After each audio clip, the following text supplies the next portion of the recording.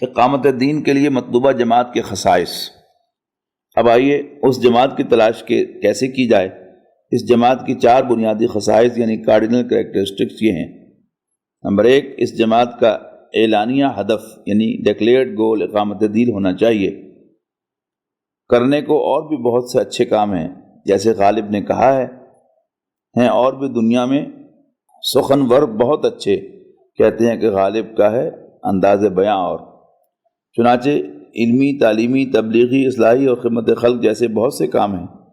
ان میں سے ہر ایک کام کرنا اچھا ہے، لیکن آپ یہ کہہ لیں کہ یہ سارے کام اس ایک کام میں بالقوہ موجود ہیں، گویا امپلائیڈ ہیں۔ اس جماعت کا ہدف برملا اور اعلانیہ یہ ہو کہ یہ جماعت اقامت دین کی جد و جہد کے لیے قائم کی گئی ہے۔ اس کا مقصد دین کو مکمل نظام زندگی کی حیثیت سے دنیا میں قائم کرنا ہے۔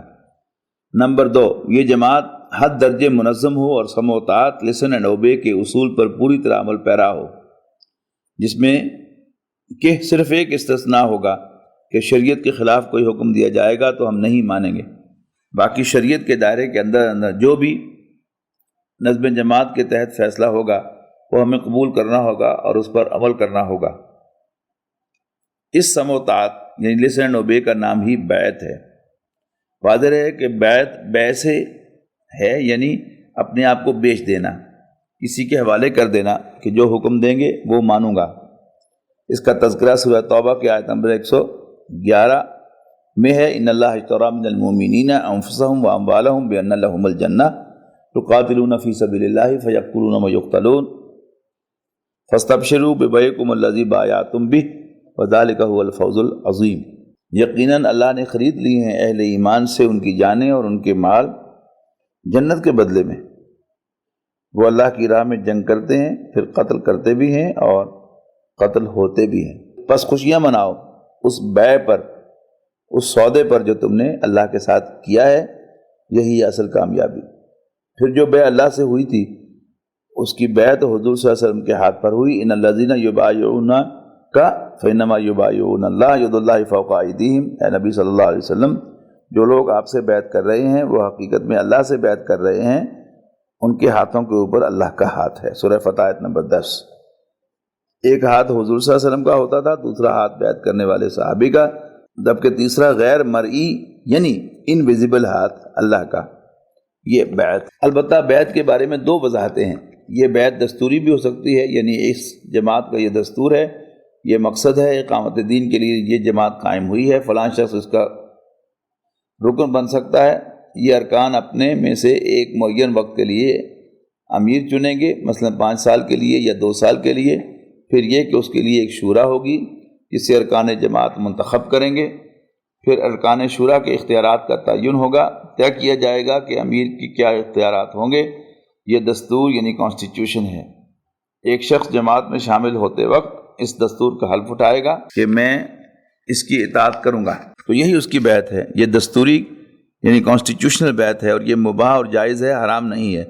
لیکن وہ بیعت جو منصوص، مسنون اور ماثور ہے، لہذا اس دستوری بیعت سے کم 3 درجے افضل ہے۔ وہ شخصی بیعت ہے، یعنی کسی شخص یعنی انڈیویجول سے بیعت کرنا کہ میں اپنے آپ کو آپ سے وابستہ کر رہا ہوں، جو حکم آپ دیں گے میں اسے مانوں گا، بشرطے کہ شریعت کے خلاف نہ ہو۔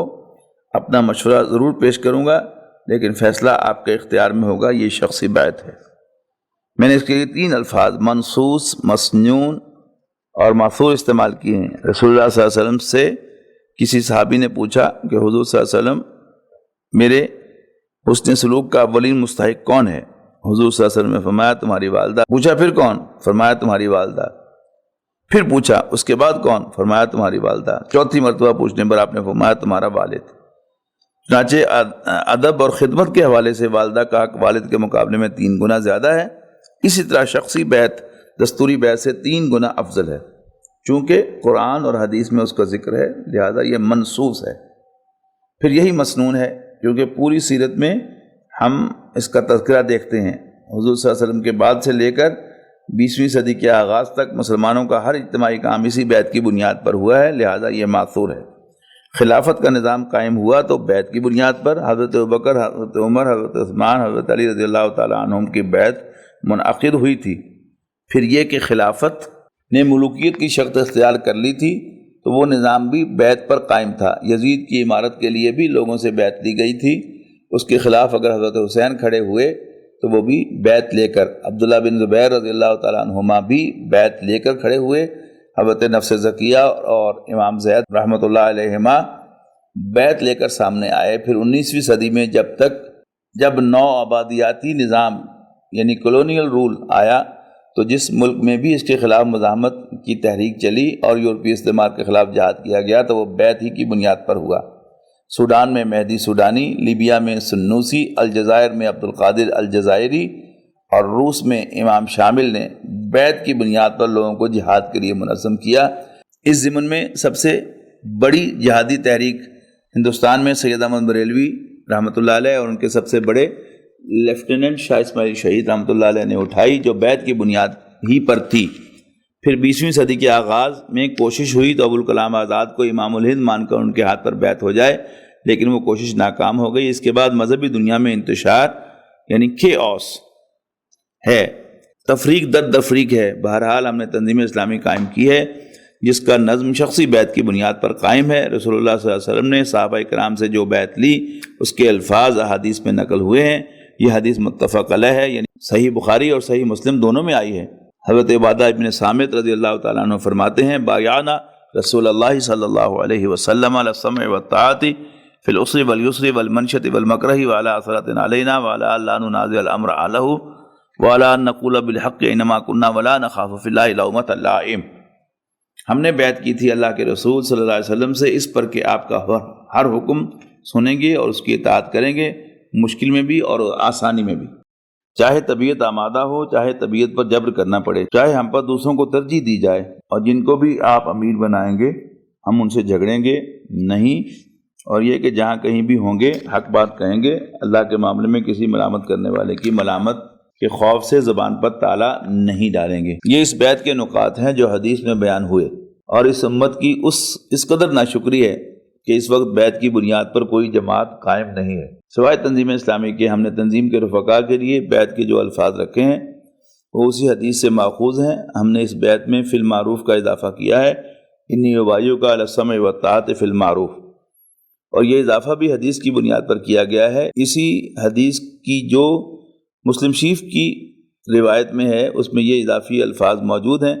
رسول اللہ صلی اللہ علیہ وسلم ظاہر بات ہے کوئی غلط حکم نہیں دے سکتے تھے، لیکن فرض کریں کہ آپ نے کوئی لشکر بھیجا ہے تو اس کا ایک امیر ہے، اس کی اطاعت بھی تو کرنی ہے۔ وہ امیر کوئی غلط کام کر سکتا ہے، غلط حکم دے سکتا ہے، لہذا فرمایا اللہ انتراؤ الا انتراؤ کفرن بواحن عندکم فیہ من اللہ برہان، اللہ یہ کہ تم اپنے امیر کی طرف سے کوئی ایسا کفر دیکھو جس کے لیے تمہارے پاس کتاب و سنت سے کھلی دلیل موجود ہو کہ یہ کفر ہے، تب تم کہہ سکتے ہو کہ لا سمع ولا طاعہ۔ ہم نے اپنی بیعت میں اسی اصول کو اختیار کیا ہے۔ بیعت کے باقی الفاظ وہی ہیں جو متذکرہ بالا حدیث میں آئے ہیں۔ مسلم شریف میں حضرت عبداللہ ابن عمر رضی اللہ تعالیٰ عنہما سے ایک طویل حدیث مروی ہے جس میں یہ الفاظ آئے ہیں من مات ولیس فی عنقہ بیعۃ مات میتۃ جاہلیہ، جو مسلمان مرا اس حال میں کہ اس کی گردن میں بیعت کا قلادہ نہیں ہے وہ جاہلیت کی موت مرا۔ دیکھیے کس قدر دو ٹوک الفاظ استعمال کیے گئے ہیں۔ میں نے عرض کیا تھا کہ بیعت کا مطلب ہی یہ ہے کہ اپنے آپ کو بیچ دینا، جیسے آپ قربانی کے لیے جانور خرید کر لے جا رہے ہوتے ہیں، اس کی گردن میں آپ نے ایک رسی ڈالی ہوئی ہوتی ہے جو آپ نے خود تھام رکھی ہوتی ہے۔ بالکل یہی کیفیت نظم جماعت کی ہے۔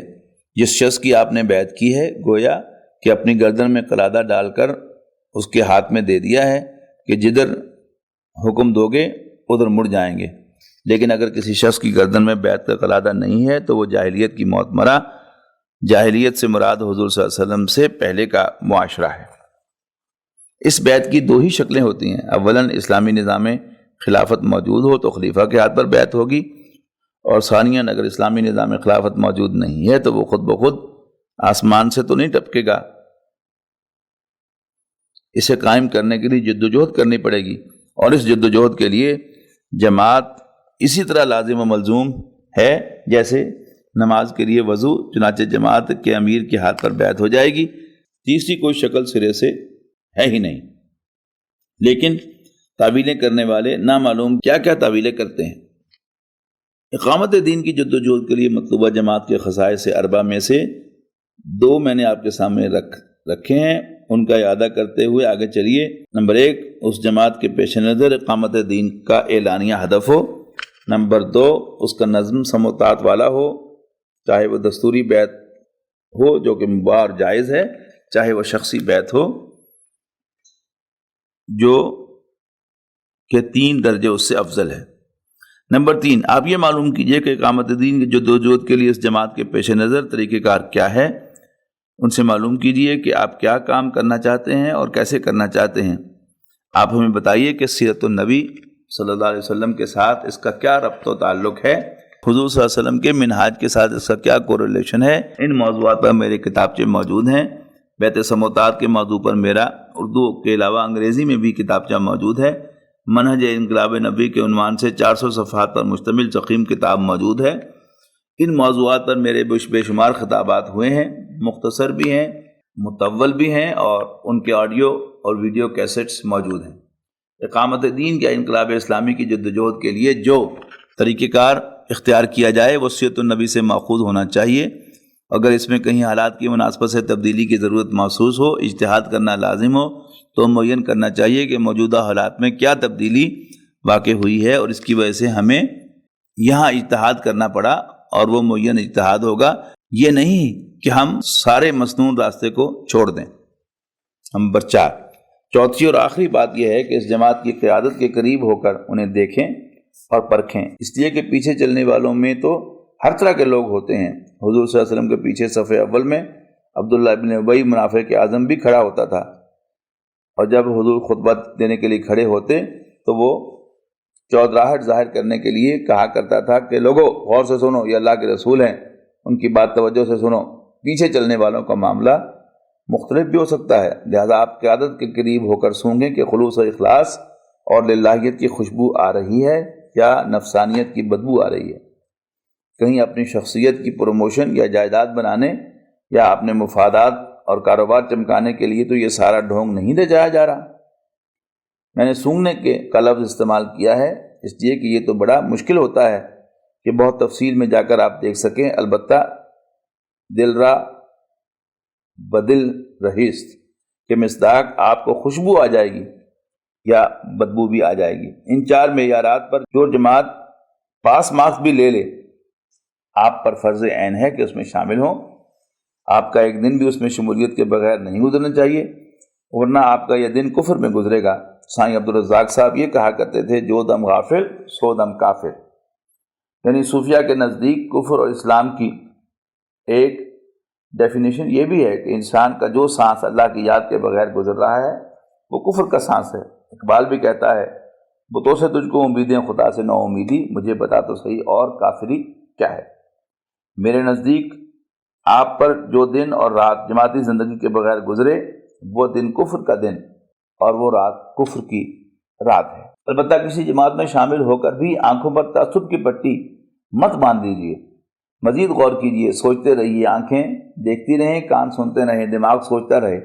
اگر اس سے بہتر کوئی جماعت نظر آئے تو اسے چھوڑ کر اس میں شامل ہو جائیں، اس لیے کہ اب نبی کی جماعت کوئی نہیں۔ نبی کی جماعت میں ایک دفعہ شامل ہو کر ایک مرتبہ ہاتھ میں ہاتھ دے کر اگر آپ اسے چھوڑ دیں گے تو من شذ فی النار کے مصداق ٹھہریں گے۔